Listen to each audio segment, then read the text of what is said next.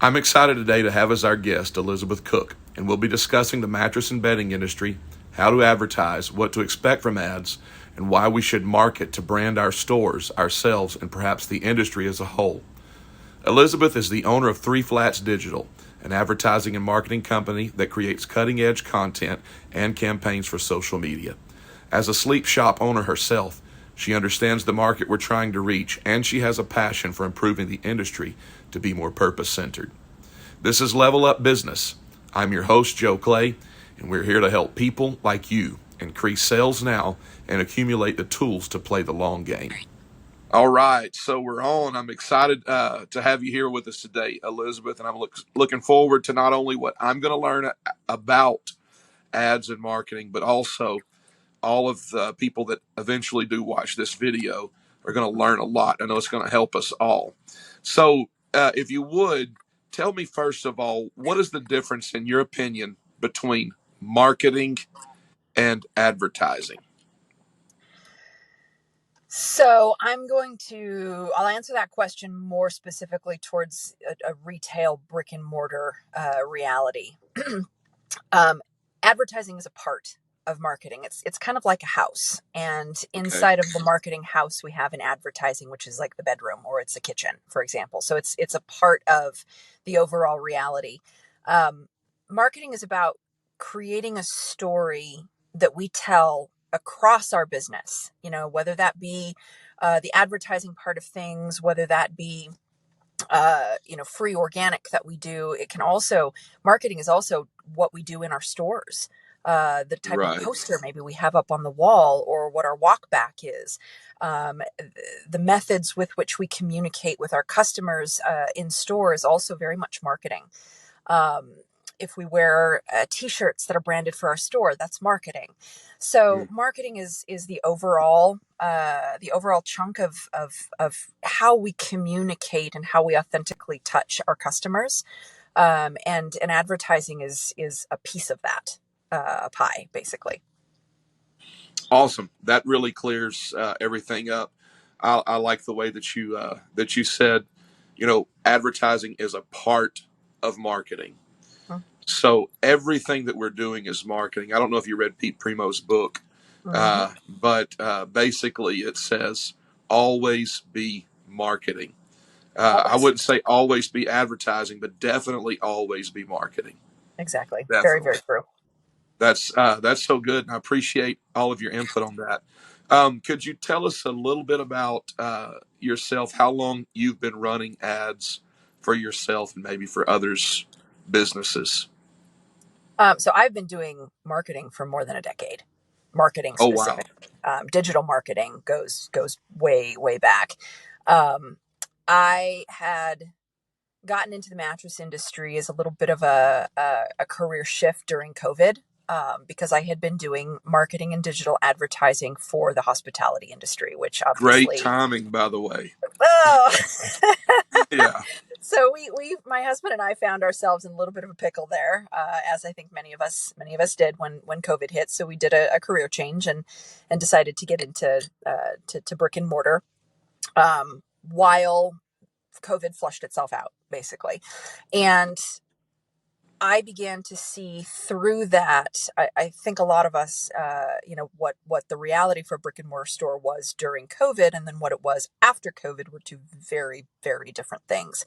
And so I began to understand that in order to be successful, in order to do what we needed to do for the store itself, I needed to understand Facebook advertising as a specific part of the overall marketing that we were doing, and also the overall marketing that I knew as a career before that. And so I really, over the last 2 years, dumped myself into, learning the ins and outs, as well as running it professionally for myself, as well as for other stores, over the country. And so probably about 2 years now. And even just this last year, we're seeing across the board, Facebook is just changing rapidly, rapidly, Yes, rapidly. it does. I mean, you can notice huge changes just in a matter of a couple of months. So it's something to always be keeping up with the changes. Hmm. Yeah, you're correct. Every time I look at it, something has changed. Even since Meta, I actually had some phone calls with them and try to get them to help me, which I will never recommend that to anybody. I spent a lot of money, and they didn't really understand our industry, our niche, Yeah. and so I lost a lot of money there. But just the ads, what do you call it, ads manager, Mm-hmm. that has changed. Yep. The page that you go to, I mean, it's changing just almost every month, it seems like. Mm-hmm. It So there's a definitely lot to is. keep up with. But overall, marketing has remained the same. It always will. It's just a different tech platform and a different way to bake the same cookie, Because fundamentally. ultimately we're marketing to people who have been around ever since the beginning of time. Mm-hmm. So that's what we're dealing with. We're actually dealing with human beings, not necessarily a new social media thing or whatever. We've just got to find those human beings. What are some of the better success stories, perhaps, that you have seen uh, for businesses that you actually help with their ads campaigns? Um, I think the biggest thing to take into consideration is that, if there's a soundbite I can throw out here, advertising is only a mirror of a company's reality. right, So the stores I've had the most success with are stores who have their own very specific vision for what right. they're doing and what they want to accomplish. The growth level that they want to have, the merchandising they want to have, the again, the marketing, the story they want to tell their customers, where they want to fit in their community compared to their competitors.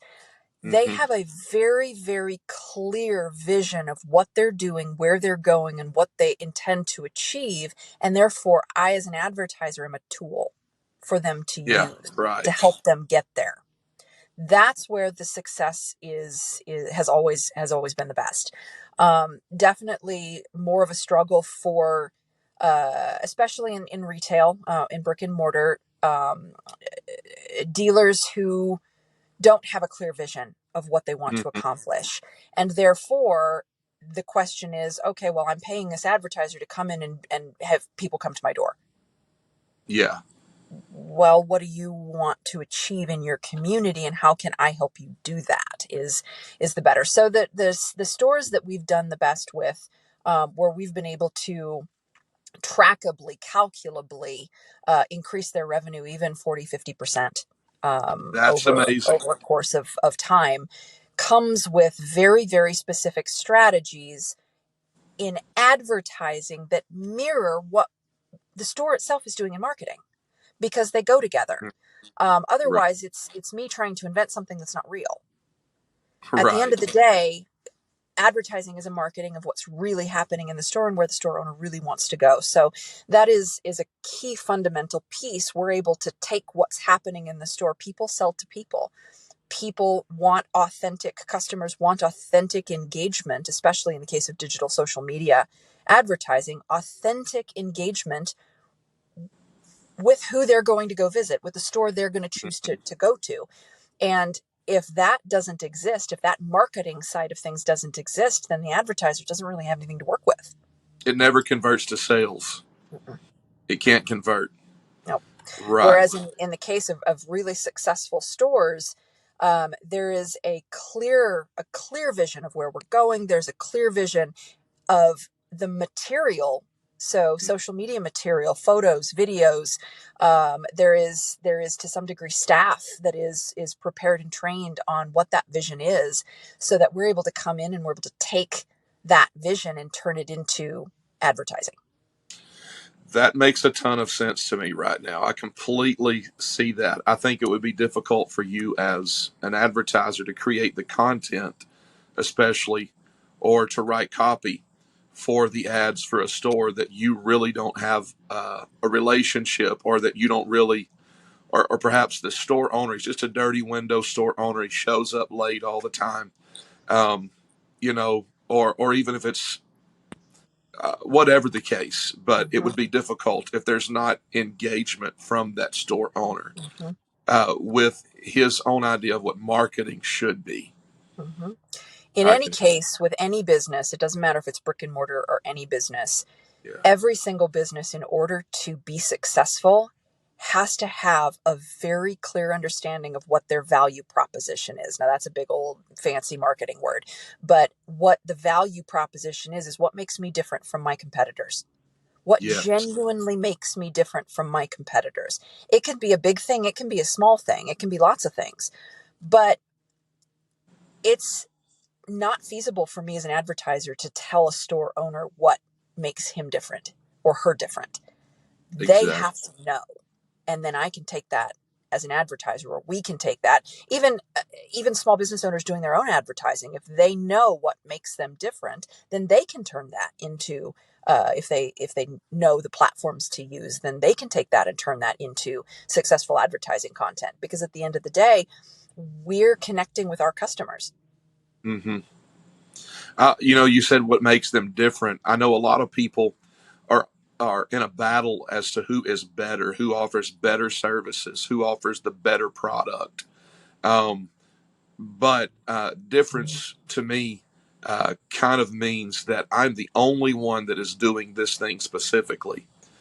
And really, to differentiate your store from the rest of your competition, you could expound on this, you could shoot me down, whatever you feel like, honestly. But I think somehow we need to have an idea of what we do that nobody else in our industry, nobody else in our town is doing. We are the only ones. And it could be something very, very small. In my town, I'm the only mattress and bedding store.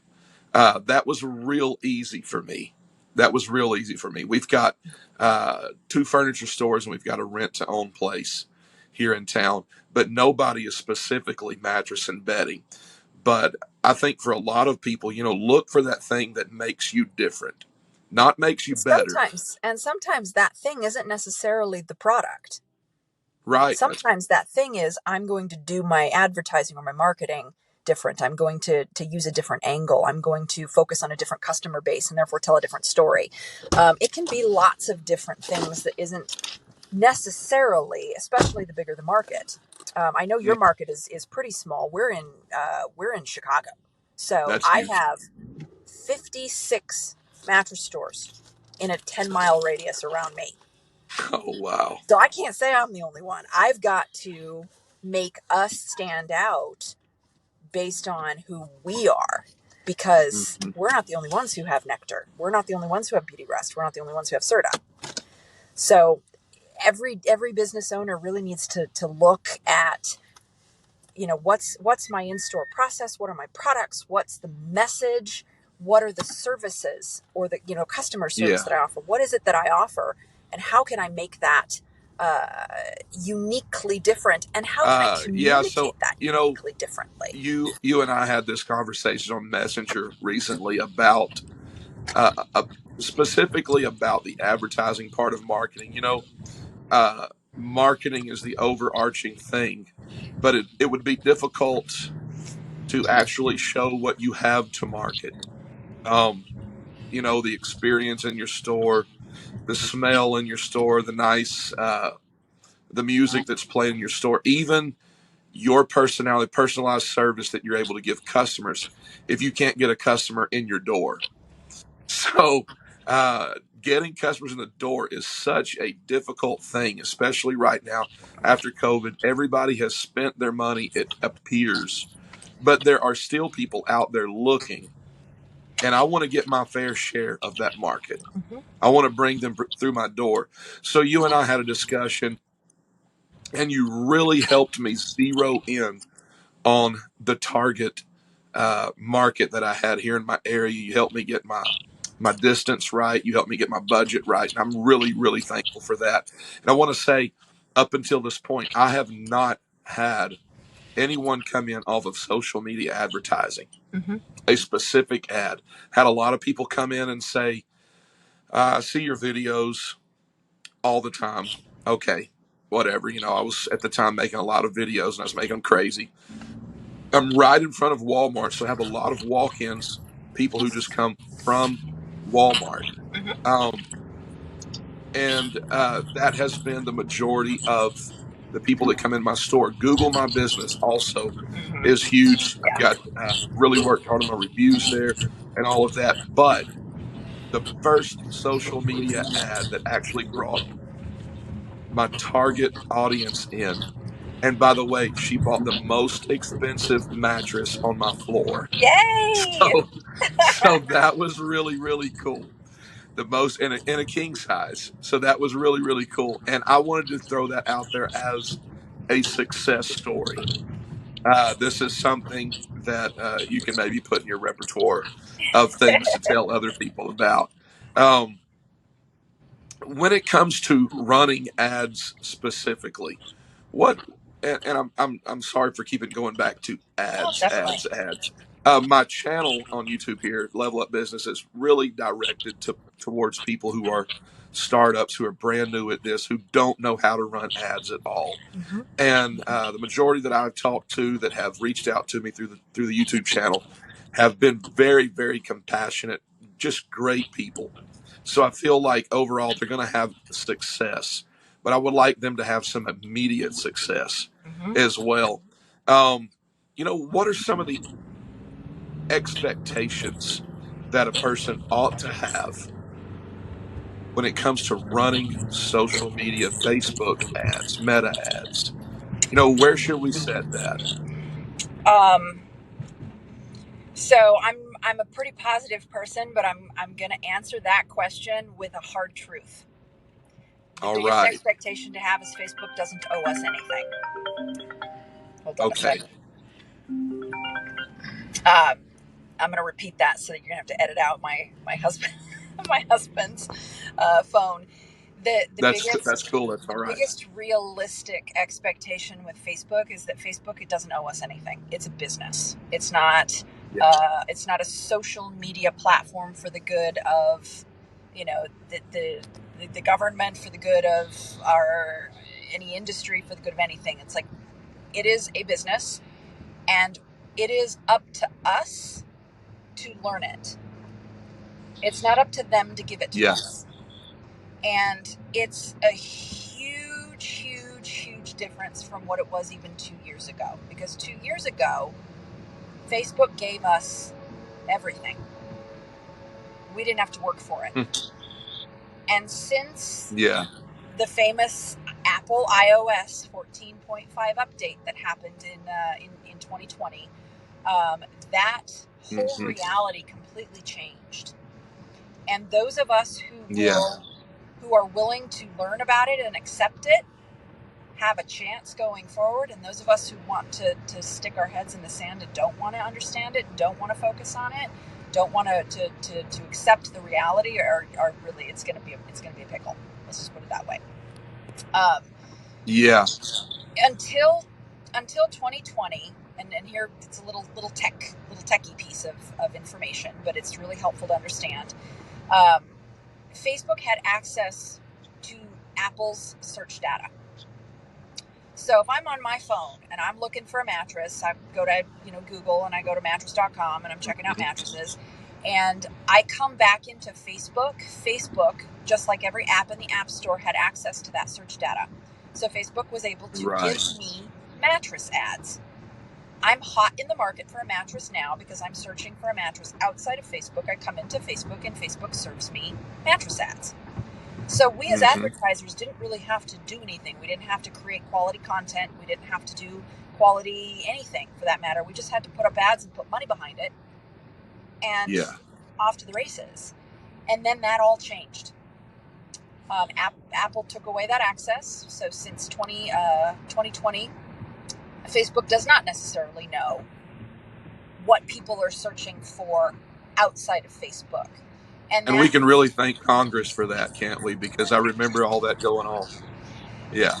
yeah, I mean, the entire world is going in a privacy centric direction, and we need to learn to work with it. And fortunately, there And are it's ways understandable. to do Yeah. it. There are ways to learn, but we have to change. again, we have to change our expectations, and we have to open up our minds and be willing to look at Mm-hmm. things differently. Since then, because Facebook doesn't know any longer necessarily what people are searching for outside of Facebook, then it becomes a content centric advertising strategy instead of a search algorithm centric Okay. strategy.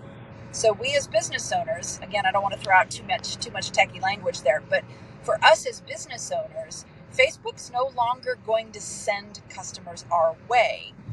We have to step back and think about who are the customers we want. That's What's the great. type of customer that we want to work with? We need to create content. So content can be images, it can be videos, it can be copywriting in our ads. We have to create that content, and then we give it to Facebook. And Facebook is judge and jury and decides, let's put it out to a group of people in our community. If we're hyper local, if we're zip code based, let's put it out to a group of people and let's see if the people like it.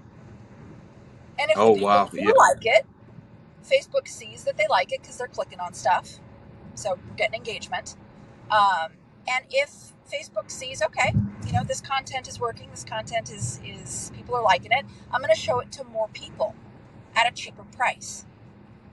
And if Yeah. Facebook sees that the content isn't liked, it's not getting clicks, it's not getting engagement, it's not getting video views or enough to count, then Facebook's basically going to keep taking our money, lock our pocket audience, so lock the number of people it shows it to. It's not going to show it to Mm-hmm. more people, and we're going to keep paying for it. Right. So we're So responsible for content. you're talking about ad content. Are you also talking about just content that we upload on a daily basis No, to our that's not. Facebook I'm not page? talking about organic content. Anything we put up Okay. is free, and that's organic. But I am talking very specifically about paid sponsored advertising on Facebook. All right. Okay. And that's why it can get so expensive because we're showing it, we're putting it out, we're paying for the audience, but the audience isn't interested. Yes, and So we've got to put that's out not content. Facebook's responsibility. That's our responsibility. It Right. used to be, because the algorithm used to take any content, good or bad content, and give it to people who are looking for that specific product. But that's not the way it is All anymore. right. Yeah. That's the big difference. So That's, now we put out content, we see, there's going to be people who are more skilled at content and people who are less skilled at content. And then we put it out there and see what happens and see if people like it. And we learn from that and try to make better content and make our ad spend work. so now I'm putting two and two together. You've got to know your audience. You've got to know your target audience, the people that you want in your store, the people with the money and that are interested in mattresses. And then you've got to put out content that those people are interested in. Yep, exactly. Now that's That obviously, really it clears a lot sounds of things up. easier. Sounds easier Mm-hmm. than it is. Um, some of that is Facebook itself, so knowing what types of campaigns or what types of optimizations. Do I do a send message campaign? Do I do a lead gen campaign? Do I do a video view campaign? Part of that is in Facebook specifically, but part of it, again, like you said, marketing. We're just marketing to people. Marketing is communicating to people like it was 100 years ago. So Yeah. a huge part of this is, what is the message that we want to communicate to our customers? What's the message our customers need to hear? What do they want to hear? Mm-hmm. I would challenge that most dealers don't actually know who their customers are, I'm certain of and that. know how to align what their customers actually want and what their customers' actual problems are, and then learn how to align the content to speak to that. That I am takes some certain of teaching. that. It takes some teaching. It takes some learning. Yes. And it takes a little while to kind of soak all of that into your brain and just think it through. Because you have to think like your target audience. And what if you are not? What if you don't already think like your target audience? Because I'm going to be honest with you, I don't think like my target audience.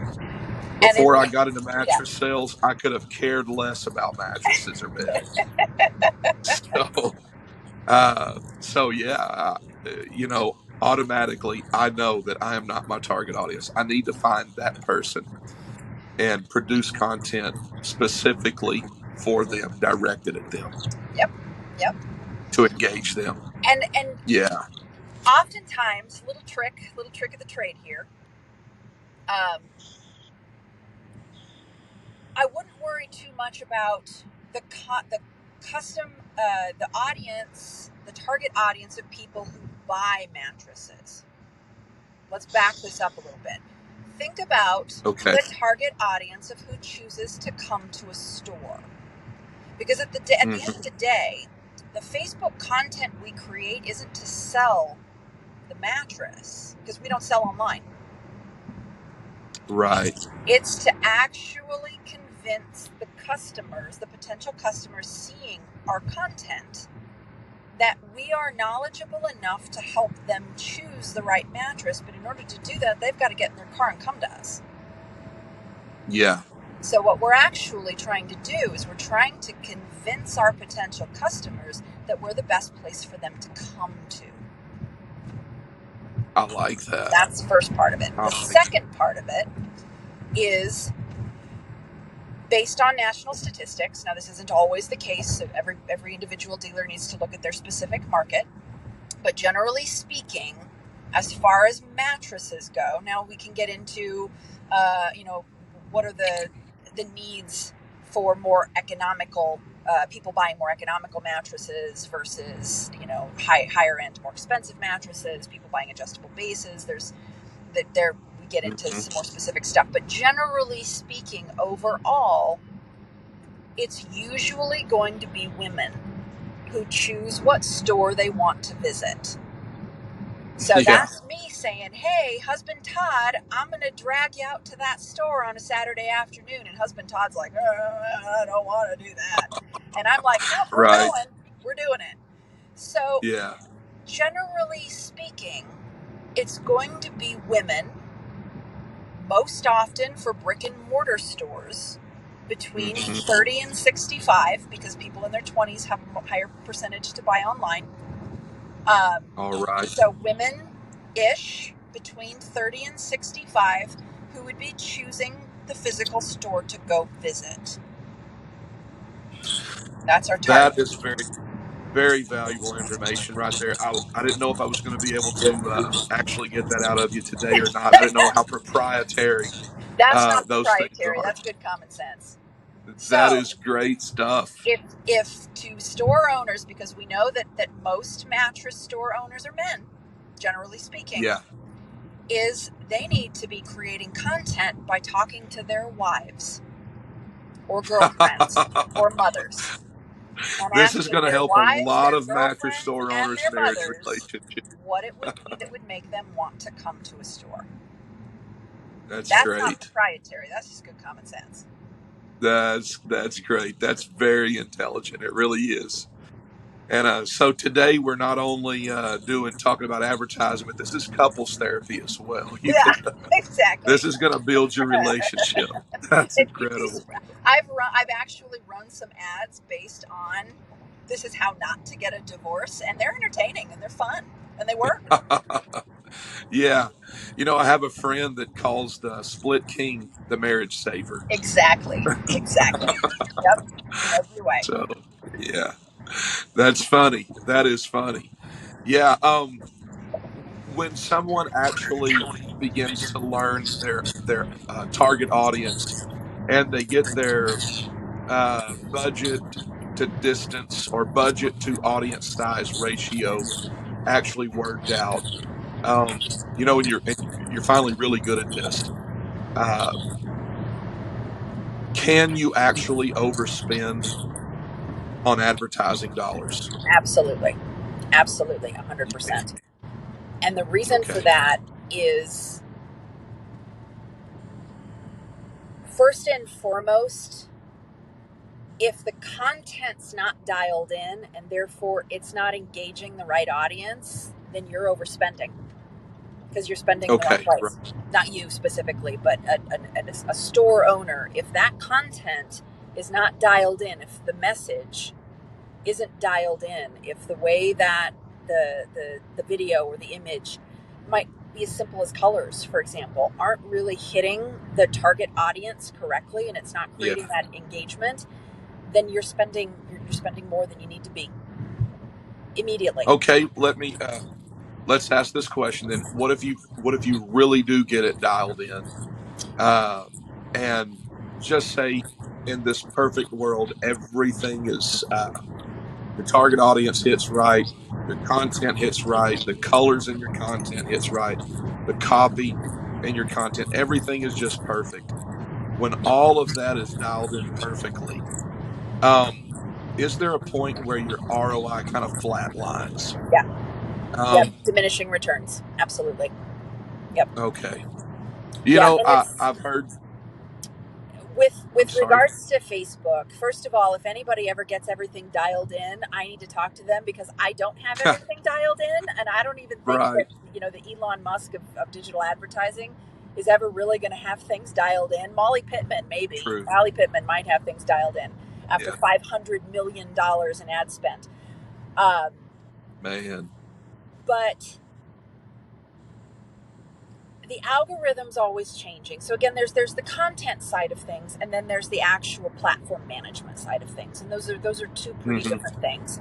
This is the thing about Facebook. Everything we need to know is available for us to see. It's not voodoo. It's very Yeah. clear. Math doesn't lie. Math does not lie at all. Right. So if we learn it and we learn it well, so what the numbers actually mean. How do I know if my copy is hitting correctly, if people like my Hmm. copywriting? There are metrics for that. How do I tell if I'm getting enough video views? There are metrics for that. The information is all there in Facebook for us to take. Yeah, it's I think all it's just available. most of us don't learn it, or because we don't know where or we don't know how. I mean, I took the time to learn it, and it was a blessing. It was wonderful. Yeah. So now I'm looking in there and I'm like, okay, I need to do this, this, this, this, and this, and it's wonderful. Clarity. So I understand Facebook can be scary to people Hmm. to many, many people who don't necessarily know what they're looking at, and that's something Yeah. to definitely learn. Um, but it's an ongoing thing. Now, to your specific question of overspending, that hugely depends on market size. In an Okay. area like yours, and I think that we had talked about your market, getting yours dialed down to probably about 15,000 people, more or less. Yeah. You would definitely be able to get to a point of overspending. For me in Pretty quickly. Chicago, for example, I would never get to a point of overspending because I've got 2.5 million people, and no level of budget I would be needing to spend probably about 5K a day Oh to wow. cover that Wow. market, which is impossible So because no store can do that. So, does does that convert into being able to infinitely scale your store if you can actually never overspend, you would always have greater return on investment. And so then as long as you understand how to instill technologies and systems and all of that, you could um, you know theoretically you could just infinitely scale then, you but you that's can if it's an online business because then you're looking at national and international level oh man, markets. this For is mind hyper blowing local to brick and mortar, no. There's even okay. if I could never, even if I did have the money, for example, Chicago, even if I did have the money to advertise to 2.5 million people, most of those people aren't going to drive an hour through rush hour traffic to get to my store. Yeah, that's true. So I get it. hyperlocal, it's not necessarily scalable because we have to take into consideration how far people are willing to drive and how many competitors they might pass by to get to us, and if that makes any actual sense or not.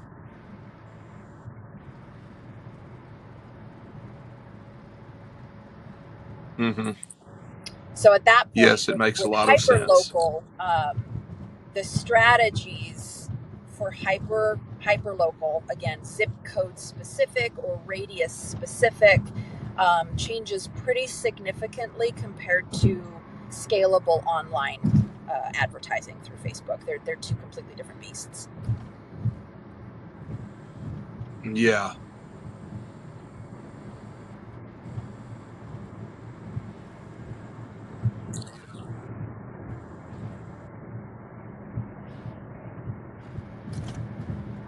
If I'm not engaging very well right now, it's because we're losing a little bit of signal, I think.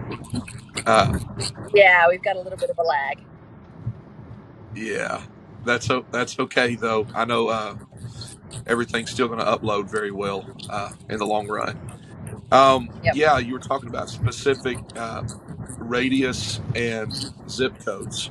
So I don't remember if it was you that I was talking to about this, or it was someone else, but someone said, "Joe, can you advertise in specific zip codes in your area, because you can go in one direction, you can go a lot further and still bring people into your store than you can in other directions, where Yeah. populations might be further from a physical mattress store." Yeah, you can definitely do that.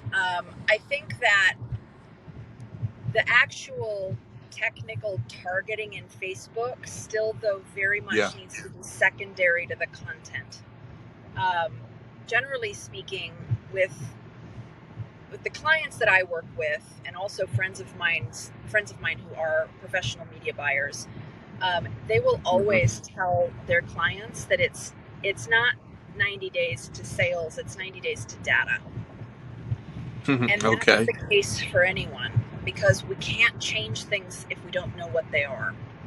And what Right. oftentimes happens, specifically with Facebook, whether a company is working professionally with an advertiser or doing their own advertising, is once we start to understand what we're seeing in Facebook, we need to see if there are patterns. We need to see what is stable, and so that just takes time to develop that. We need to Yeah. see if the content we're putting out is content that's actually hitting our target audience, the people we want to be communicating with, and that takes time to optimize. Again, another fancy techie word there, but um, the, Hmm. on average, 9 out of 10 ads fail. 9 out of 10 ads don't hit metrics. Does that mean they don't work? No, they still Yeah. work, but they don't work as well as they could. So it's a constant, we don't put up one ad and leave it there for 3 months. Hmm. It's an issue of continuing to always create new content, test things, try things, learn from things. Um, and slowly but surely, you'll begin to understand, am I talking to the people I want to talk to? Am I really hitting the questions that Yeah. they themselves have that would help them decide to come to me? And then also, a bigger issue of this also is my budget covering enough people frequently enough that they see my stuff and they remember? That's also a big aspect of Yeah. things. The general Hmm. statistic is that people need to see things anywhere between 10 to 30 times before they even remember what they saw, let alone whether they That's even happened or amazing. not, just to remember it. Yeah. And I know Right. that I've spoken with, again, you asked, expectations with my clients in particular. That's an expectation that's set at the beginning. So, Hmm. in the first month or two of working with someone, it's okay. Your ads have been seen by 150,000 people, and they've been seen by 150,000 people an average of 3.5 times. Well, if you see something 3.5 times over the course of 30 days show up on your Facebook feed, are you going to remember it? No. I'm Right. not going to, over 30 days, if I see something Yeah, 3 times, I'm not going to remember it. exactly. So, advertising is, there are some ways to get immediate results, as you yourself saw, um, but it's a long game. And it's Yeah, part of advertising, just like marketing, is something that we do over time and we need to never stop doing it. Consistency. yeah, Just like we would, continue to have Sunday dinner with our family every weekend. We wouldn't just, randomly stop doing that per se. This is the same thing. We exactly. continue to engage with the community ongoingly. Sorry, I went off on a tangent there.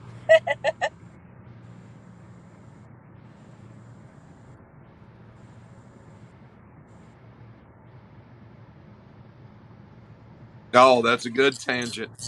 No, I really appreciate your tangents because there's so many things that come out in all of that when you start to talk that even if I'm not capable of processing it right now, I know that at some point down the road I'll have the knowledge, sort of a better structure to put it in. And I know there are people are going to watch this video that are going to understand things right now, and perhaps even later on down the road, we'll be able to grasp it a lot better than at this time. When we're talking about advertising budgets as well, I'm a sort of a treadmill store owner. I can't really get out of the rat race. I have to do everything myself because my store is very, very small. My demographics are very, very limited here. I don't have a lot to work with. But other than that, I do plan on growing, by the way. But other than that, what kind of a budget does someone need to expect to have before they can actually uh, feel like they're ready to hire an advertising agency? Um, so generally speaking, I think that it is in any small business owners' best interest to learn themselves, Right. because you can't even, an owner can't even effectively choose an advertising service if they don't have any idea what it actually does or what the expectations realistically should be. Yeah, So I'm a big, I strongly suggest that agreed. owners learn to the best of their ability first. Um, Realistically, there are a variety of types of advertising services, and so it's not as easy to just say a general budget or what people should be spending. There are fixed service related options where you pay a fixed fee every month. There are other situations, usually larger agencies, where you're going to pay a percentage of ad spend. Um, it's very specific to any store's individual reality, as well as what their market is and how harsh the competition is. Again, I've got 25 of the 56 stores around me are mattress firms in a 10-mile radius. So what I would need to do Hmm. compared to what others would need to do are completely different realities. So that's a hard question to just answer outright. Um, generally speaking, um,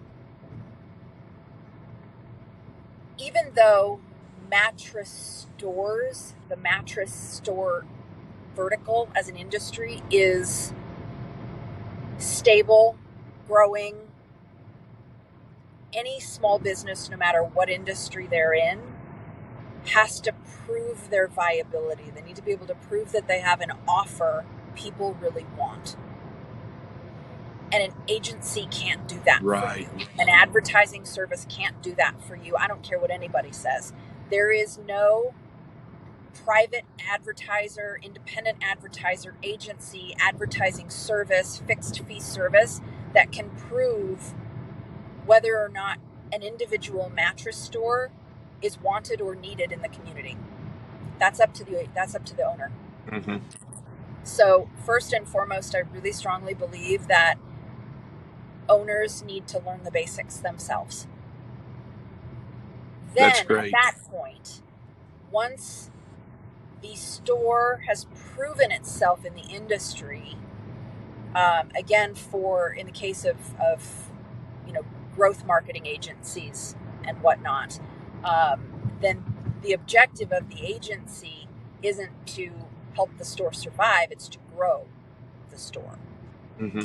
But it's that 0 to survival phase that the store owner really needs to dig in and learn, to see if there's realistically viability in any given market for that store.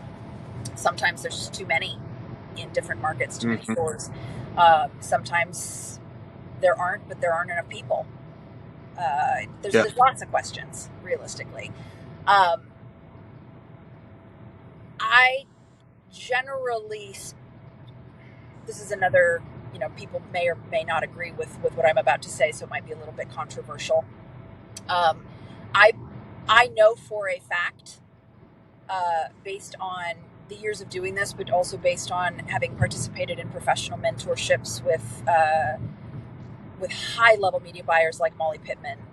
Again, $500 million in ad spend.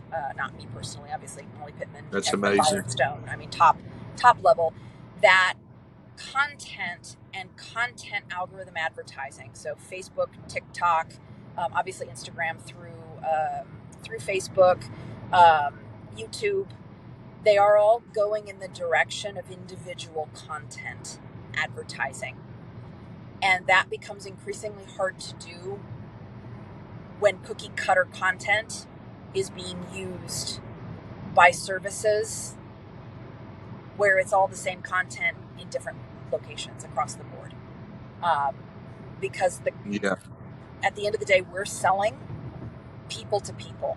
People are buying human to human. And cookie cutter content that does not reflect who we are individually, what our store is individually, what our community is individually. It might be easier to sign up for that kind of thing, but at the end of the day, the problem is that it doesn't tell the community who we are.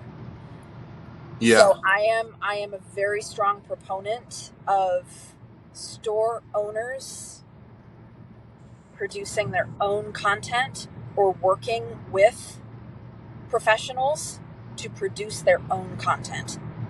Because at the end of the day, it's your customers that are walking in the door and talking to you. They're not talking to some video that isn't us. Again, another little soapbox.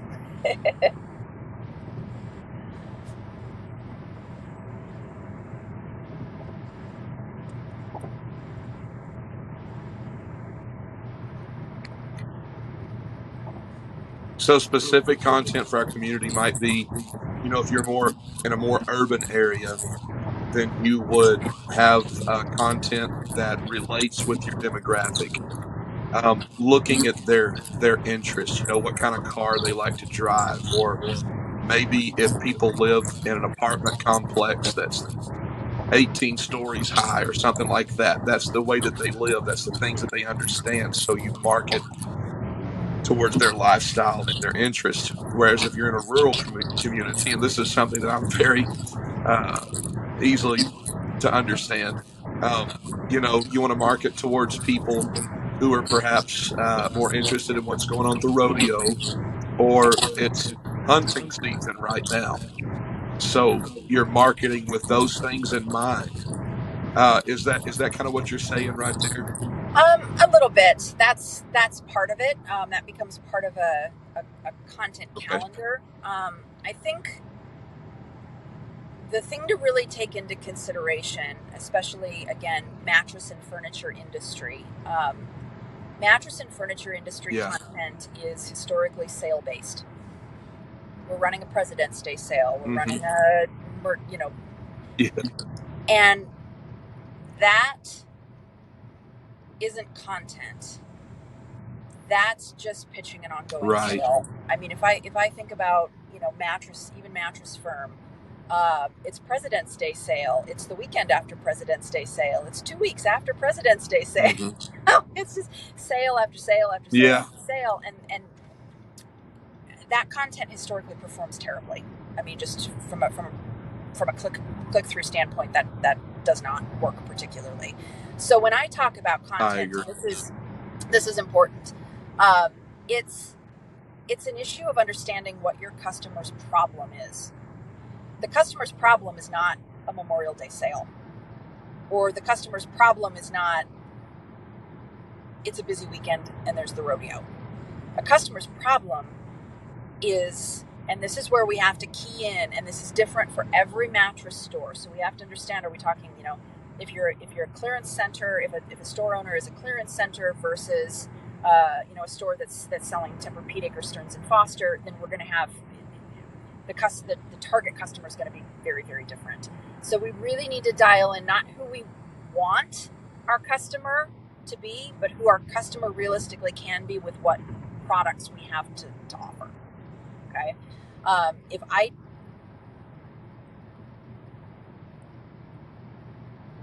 That changes very significantly based on merchandising, and so that's where marketing is not just the advertising. Marketing is also the merchandising products that we have, what we're able to offer. Um, so let's take into consideration if I am a store, a retail store that does have the brands. So let's just say hypothetically, Tempur-Pedic, Stearns and Foster, Sealy Posturepedic, for example, adjustable bases. That probably isn't a Hmm. customer in their 20s Hmm. necessarily. It's probably more of a customer in her 40s, 50s, 60s. Probably, again, more than likely going to be a woman.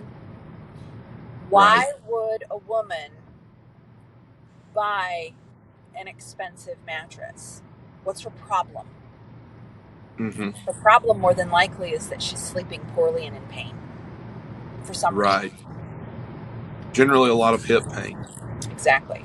So then my content at that point would be talking about how I, as a sleep expert, can help understand her hip pain and help her try the right mattress to find the right mattress. I can't Oh, tell her wow. which mattress to buy, but I can certainly, if I'm a sleep expert, and this is where we start to get into the differences between different kinds of mattress stores and who has, Yes. certain levels of sleep science expertise versus others. But think about what their problem really is. If it's somebody who needs a mattress today because their child had an accident in the bed, they're not dealing with hip Right. pain. They're dealing with Yeah. an urgent need for a mattress because their child had an accident. That's a different Yeah. problem. That's different content. Right. Well, So, Elizabeth, I mean, you have just really put a lot of content out there today, and I know that you're going to go eventually. But what is one thing that you would like to tell us all that we really, as a mattress industry, probably need to improve on right now that's going to help us in our long game? I think just as I think many of us, we need to really decide how expert level and professional we want to be in our own store. Again, it's about the Okay. vision of the store owner. And Yeah. based on what each individual store owner wants to be and wants to run as the center of their store, um, then they need to choose to learn professionally what they need to be able to do that. So in the case of certain stores, it's going to be training about product training Yeah. and sleep expert training. Well, that's in the store. If we want to get people into the store, then we need to learn Hmm.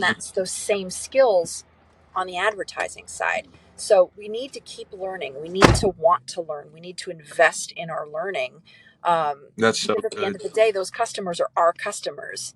If we want to differentiate from our competitors, we need to prove to our customers through social media, we need to prove to our customers through organic social media and through paid advertising that we are the right person to help them. I So we agree. need to search that out. We need to find that ability. We need to find how to learn that. That's so good, and we've This got will to help our improve to city. do that. All right. Well, thank you so much for coming on. I appreciate everything. Appreciate your Absolutely. time, your expertise, the decades that you put into learning this, and now you're just giving it out to us here on this podcast. And I really, really want to say thank you for that. And thank you for having me. All right, I'm excited. I appreciate it very much. Hope you have a great day and be safe driving You too. Bye or bye. riding. Yeah, exactly. Good. Bye All bye. right. Bye bye. Thank you for watching this interview with Elisabeth and myself today. Elisabeth is the owner of 3 Flat Digital, a marketing company that can convert your vision into door swings for your store. If you would like to contact her for your digital marketing needs, she can be reached by phone at 773-217-9292 or by email at elizabeth@3flatdigital.com. That's Elizabeth with an S, and the 3 is spelled out, no numerals. Thanks for watching, and expect to see more interviews like this one in the near future.